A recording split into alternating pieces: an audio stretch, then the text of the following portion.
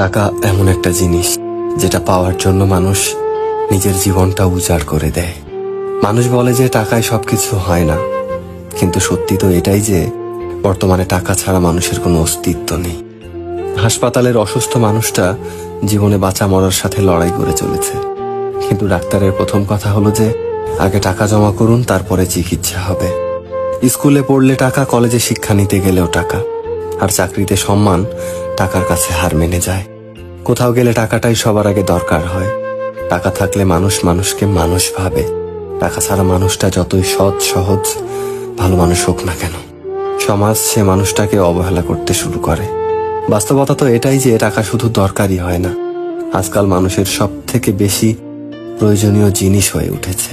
টাকা আছে সেই ঠিক, সেই সব থেকে সম্মানী ব্যক্তি এবং সম্মানের যোগ্য। আর যার কাছে টাকা নেই, তার সত্যিগুলোকেও খুব সহজে মিথ্যে বানিয়ে দেওয়া যায়।